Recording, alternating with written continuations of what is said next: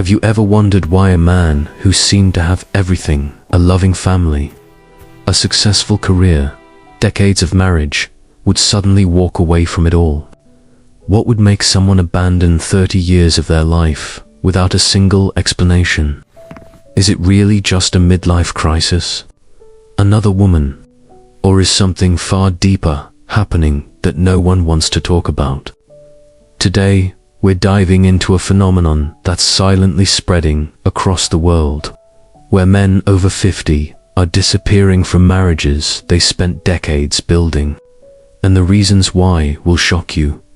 Picture this: a man in his late 50s, 30 years of marriage behind him, a career that defined him, kids who've grown up and moved on to build their own lives. From every angle, he appears to have it all, the American dream fully realized. Then, without warning, he packs a single bag, walks out the front door, and vanishes from the life he spent 3 decades constructing. No affair, no scandal, no dramatic confrontation. He simply leaves. His family stands frozen in shock. Friends exchange confused glances. Everyone circles back to the same haunting question: why would he throw it all away? Here's what makes this phenomenon even more disturbing. This isn't an isolated incident. It's becoming an epidemic, silent, growing, and largely ignored. While divorce rates for younger couples have been steadily declining for decades, the statistics for older adults tell a radically different story. For adults over 50, divorce rates have doubled since the 1990s. For those 65 and older, they've tripled. Today, 1 in every 3 divorces in America involves someone over 50. Researchers have given this trend a name: grey divorce, and it's forcing us to confront an uncomfortable truth we'd rather avoid. What's happening inside these decades-long marriages that makes a man decide solitude is preferable to the life he spent 30 years building? The easy answer: midlife crisis, sports car, younger woman, a desperate, clutched grab for fading youth. But here's what the data actually reveals. In the vast majority of these cases, the man doesn't leave for another woman. He leaves to be alone. On purpose. He chooses silence over companionship. In this deep dive, I'm going to reveal the profound, often unspoken reasons why men over 50 are walking away from everything.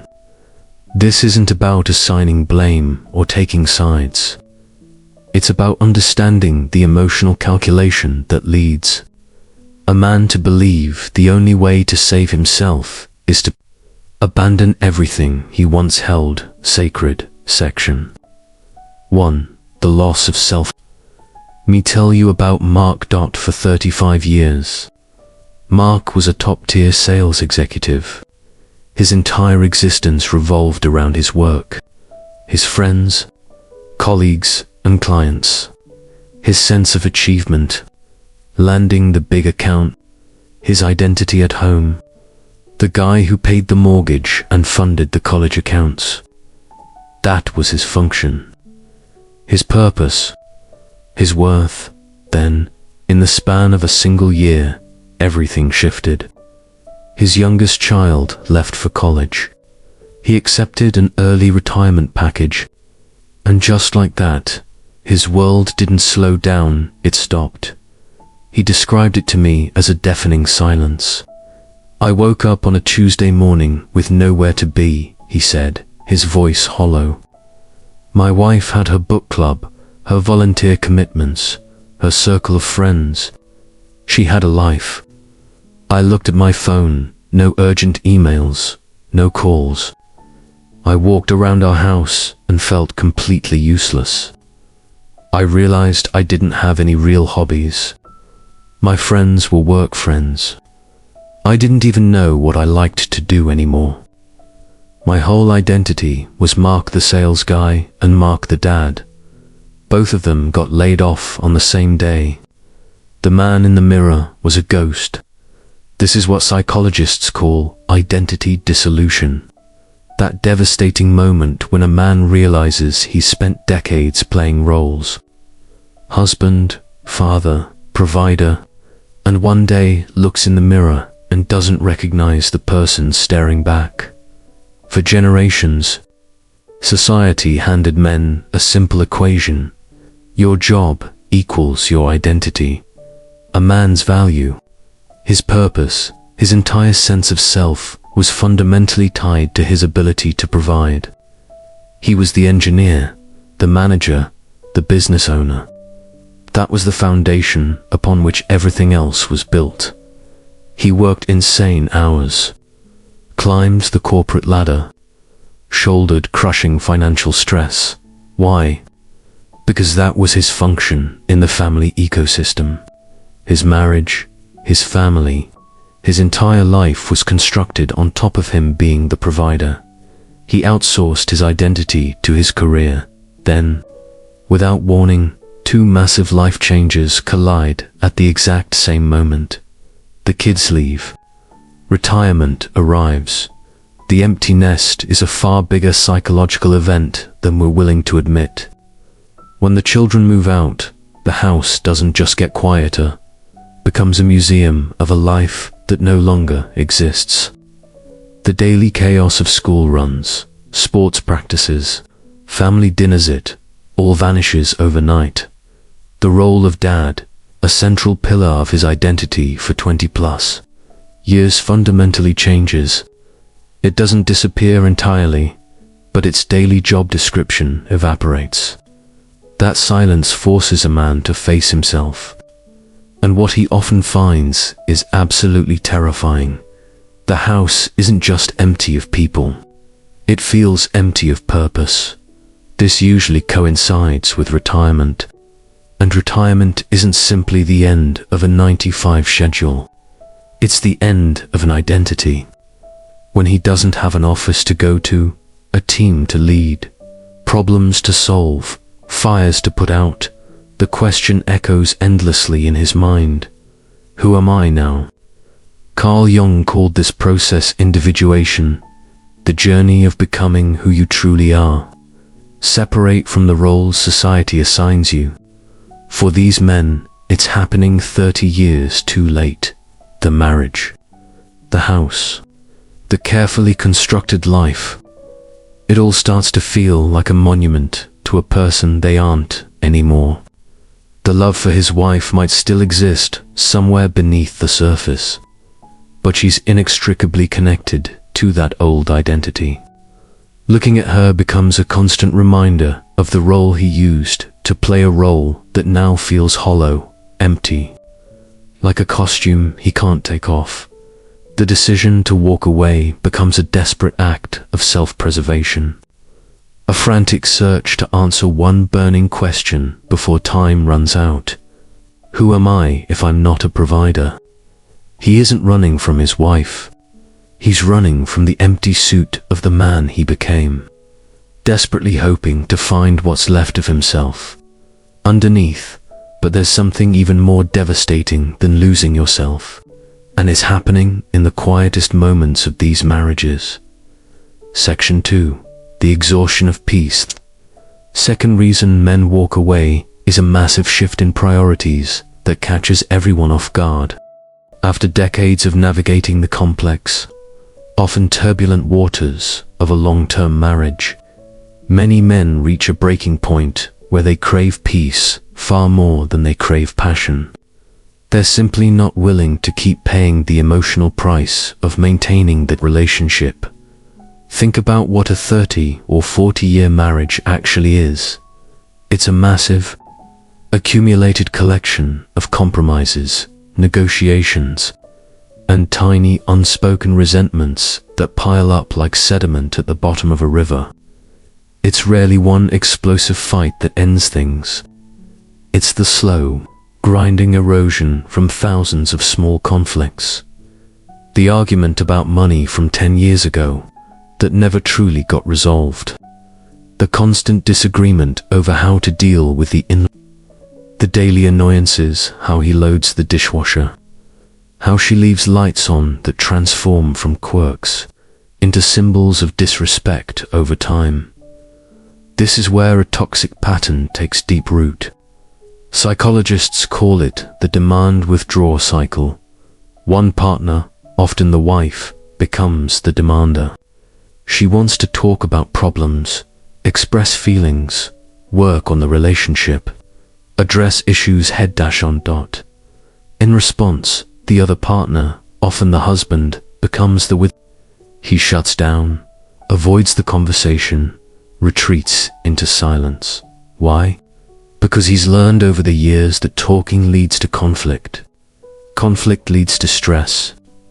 Avoidance, however temporary, leads to peace. Over decades, this withdrawal becomes second nature. The emotional muscles needed for deep, vulnerable conversation just atrophy from lack of use. The marriage slowly settles into what many therapists call the roommate phase. They coexist. They manage the logistics of life bills, groceries, social obligations. But the intimacy, gone. They sit in the same room, scrolling on their phones, living in two separate, silent worlds. The home stops being a sanctuary. It becomes a shared space. Nothing more. This is all tied to a deep, primal fear of vulnerability. For many men of this generation, emotional openness wasn't part of the curriculum. They were taught to be stoic, to be strong, to handle it, to never let them see you sweat. After decades of building emotional walls to protect themselves, or just to keep the peace, the idea of tearing them down in their late 50s feels impossible. The energy it would take to rekindle a passion that's been cold for 20 years. Overwhelming in comparison. The idea of being alone starts to look incredibly seductively attractive. It isn't loneliness they fear. It's the sheer exhaustion of trying in a men's support forum. One post captured this reality with brutal, unflinching honesty. My wife is a good person. I want to be crystal clear about that. But my life with her was a never-ending series of negotiations. What are we doing this weekend? Who do we have to see? Why did I say that to the neighbors? Every single day was filled with a low-level hum of expectation and correction. I felt like I was being constantly managed, monitored, improved upon.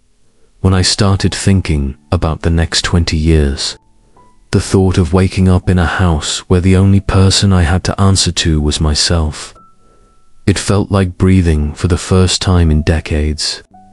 The idea of pure, uncomplicated quiet was the most seductive thing in the world. I didn't leave because I hated her. I left because I was in love with the idea of silence. And that's the heart of it. The decision to walk away isn't an act of aggression or revenge. It's an act of surrender. He's surrendering the fight. He's tired of the endless cycles of fixing and forgiving. He's not looking for the highs of a new romance. He's just trying to escape the lows of the old one. Once a man gets a taste of that profound peace living alone, answering to no one, free from the constant negotiation, the thought of going back to the old dynamic becomes unbearable. The silence he finds isn't empty. It's full of the peace he's been craving for years.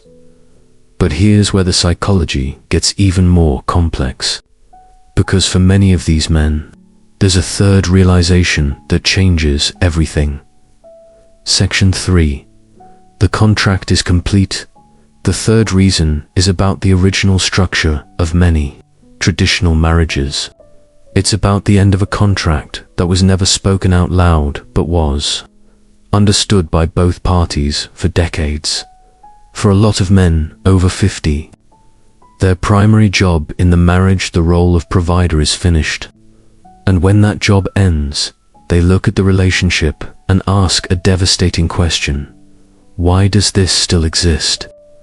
For much of the 20th century, many marriages, especially for the boomer generation, operated on an unspoken deal, a social contract that everyone understood. He would be the primary breadwinner, ensuring financial security and stability. In return, she would manage the home, raise the children, and handle the family's social and emotional life. This isn't a judgment. It was a functional arrangement for its time, shaped by economic and social realities. A man's success as a husband was measured by his ability to provide a safe home, a good education, a comfortable life. That was the scorecard. That was how he knew he was winning. But what happens when the contract is fulfilled? What happens after he sells the business he poured his life into? After the last mortgage payment is made? After the kids graduate college and launch their own lives? The primary function that gave him purpose and status within the family is suddenly gone. This moment triggers a ruthless reevaluation of the marriage. The man starts thinking, my job was to build the boat, stock it with provisions, and get it safely across the ocean. We've reached the other shore. The kids are launched. The house is paid off. The retirement accounts are funded. My work here is done. So, ... Now what? If the couple nurtured a deep friendship and emotional bond over the years, they built something beyond the functional partnership. They transition into a new chapter together. They rediscover each other. They find new, shared meaning. But if that connection has worn thin, if the partnership was primarily transactional, built on division of labor rather than genuine intimacy, there's often nothing left to hold the marriage together. The partnership was, in essence, a long-term project, and the project is now complete. This is made even more complex by the rising financial independence of women over the past several decades. In past generations, a woman in her 50s or 60s might have had few options outside the marriage due to economic dependence. Divorce wasn't just emotionally difficult, it was financially impossible. Today, that's often not the case. She might have her own career, her own pension, her own assets. This lowers the economic barrier to divorce, making the decision to split a realistic, though still painful, option for both people, and it subtly reinforces the man's feeling that his provider role is obsolete. She doesn't need him in the way she once might have, and if he's brutally honest with himself, he may realize he doesn't know how to be a husband in any other capacity. A financial advisor who specializes in grey divorce shared this story with me. He had a 62-year-old client who had just sold his construction company for a life-changing amount of money. The man came to him not for investment advice, but for what he called exit advice. He said, I spent 40 years building this company so my wife could stay home with our kids, so they could go to any college they wanted without worrying about money. The project is finished. Now that the business is closed, what's left? His tone wasn't angry. It wasn't bitter. It was pragmatic, almost businesslike. He saw the marriage as a successful venture that had simply run its course. For him, staying felt like showing up to an office after the company has already shut down, so when he walks away, he isn't just leaving a wife. He's clocking out of a job that's ended, and from his perspective, he feels no obligation to look back. The work, as he saw it, is done. But there's one more reason, and it's the quietest, most heartbreaking of them all. Section 4. The loneliest place. The fourth reason men walk away is the most tragic. They've come to a devastating, soul-crushing conclusion. The loneliest place on earth isn't being alone. It's being with someone and feeling completely invisible. It's crucial to understand the difference between solitude and loneliness. Solitude is simply being alone. It can be peaceful, restorative, rejuvenating. It's often a choice, a retreat, a sanctuary. Loneliness is the pain of feeling disconnected and unseen, even when you're surrounded by people. It's the ache of being in a crowded room and feeling like you're the only person there.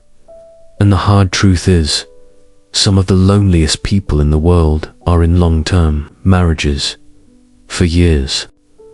A man might feel like he's walking on eggshells in his own house. Anything he says will be criticized, corrected, or met with total indifference. He wants to share a story about work. He gets a distracted nod from his wife, who's scrolling on her phone. He shares an opinion. It's immediately dismissed or corrected with a patronizing tone. He tries to express a fear or vulnerability. The subject gets changed to something more practical: a leaky faucet, the grocery list, the schedule for next week. He starts to feel less like a partner and more like a constant disappointment, a project that never quite gets completed. To avoid the friction, the judgment, the exhaustion of being corrected, he just stops trying. He stops sharing his thoughts, his worries, his dreams, his inner world. He retreats into a fortress of silence because it's safer than the battlefield of conversation. This, of course, just widens the gap between them over decades. This leads to couples living completely parallel lives under one roof. She has her friends, her book club, her volunteer work. He has his ... What? He retreats to the garage, the basement, the office. They don't share inside jokes anymore. They don't finish each other's sentences. They don't laugh about shared memories. The empty nest phase is brutal in exposing this reality. When the kids, the one reliable, safe topic of conversation, are gone, the silence that's left is deafening. They look at each other across the dinner table and realize with crushing clarity they're strangers who just happen to share a mortgage and a last name. The breaking point is rarely a huge, explosive fight. It's something small, a moment of chilling clarity that cuts through decades of denial. It might be the realization that he's genuinely happier having a brief, friendly chat with the cashier at the hardware store than he is having dinner with his wife in that fleeting 2-minute exchange with a stranger. He felt more seen, more heard, more valued than he has in years at his own dinner table. A story from a men's support group captures this perfectly. A 60-year-old man was explaining his separation to his adult children. He said, "For the last 10 years, I felt like a ghost in my own home. I paid the bills. I mowed the lawn. I was there, physically present, but nobody could actually see me. Your mother would ask about my day, but her eyes would be on the TV. I tried to express a fear about getting older, about mortality, and the subject would be changed to a leaky faucet. There was a wall between us, invisible but impenetrable. The day I knew I had to leave was when our dog died. I was absolutely heartbroken. He'd been my buddy for 15 years, my constant companion. I sat there, crying, really crying. The way you're not supposed to as a man, and your mother just patted my shoulder and said, well, he was getting old. That was it. No shared grief, no connection, no recognition of what this meant to me. I was completely alone in my sadness, sitting right next to the person I'd shared a bed with for 30 years. I realized right then that I would rather be physically alone than ever feel that kind of loneliness again. That's the core of it. He's leaving to escape the soul-crushing loneliness of being with someone who no longer seems to see him, hear him, or value him as a human being. The life he creates by himself, as quiet and empty as it might seem from the outside, is fundamentally, profoundly less lonely than the life he left, and that, more than anything else, explains why he doesn't look back. But here's where this story takes an unexpected turn. After hearing all of this, it's easy to paint these men as villains. They're the quitters, the selfish ones who abandon their families after decades of building a life together. We're conditioned to expect the story where the man leaves for a younger woman, trading in his old life for a new modeled midlife crisis cliché. The sports car, the desperate grab for fading youth. But when you actually look at the data on grey divorce, when you sit down and really listen to these men's stories without judgment, something completely different emerges. Everyone assumes it's another woman, a younger model, a fresh start with someone who makes him feel young again. But the truth is far more profound, far more heartbreaking. He didn't leave for another woman at all.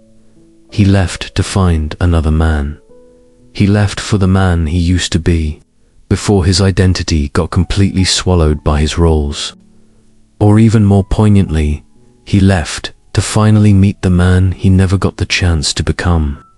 The authentic version of himself, buried under decades of expectations and obligations.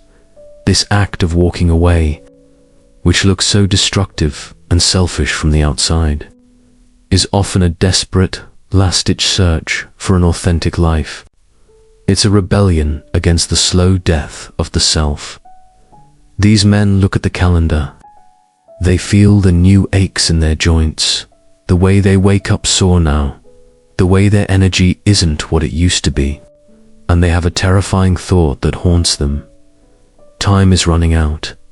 The years they have left are precious, finite, countable, and they are no longer willing to spend them living a life that feels like a performance, a role they never auditioned for and can't seem to quit. They aren't necessarily looking for constant happiness or wild adventure. They're seeking authenticity, a life where their home is a true sanctuary, not a stage where they play a role they no longer understand or believe in.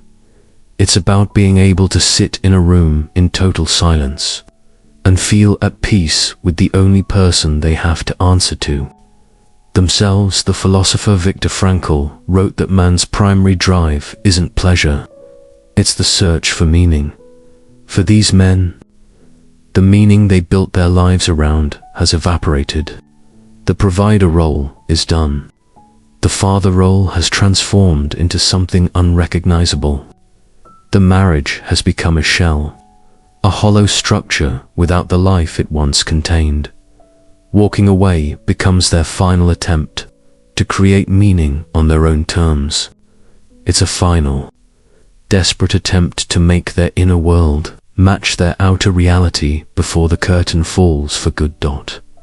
So why are men over 50 walking away from decades-long marriages and never looking back? It's the loss of self that hits when the roles of father and provider end, leaving a terrifying void where an identity used to be. It's the deep craving for peace over the constant negotiation and emotional exhaustion of a worn-out relationship. It's the pragmatic realization that the provider contract has been fulfilled, leaving the partnership feeling obsolete and purposeless. And most painfully, it's an escape from the crushing loneliness of feeling invisible in your own home, with the person who's supposed to know you best. This grey divorce phenomenon isn't a simple story of heroes and villains. It's a reflection of massive societal shifts that we're still learning to navigate. We're living longer than ever before, asking our marriages to last 50 or 60 years, challenge past generations never faced. The stigma around divorce has faded dramatically. Gender roles have evolved in ways that leave many people confused about what's expected of them.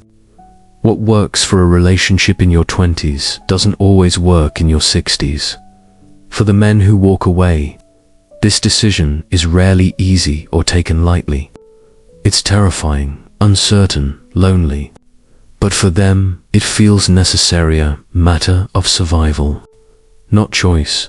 It's the start of a second act. A final attempt to write an ending to their own story that feels true, authentic, real, before time runs out entirely.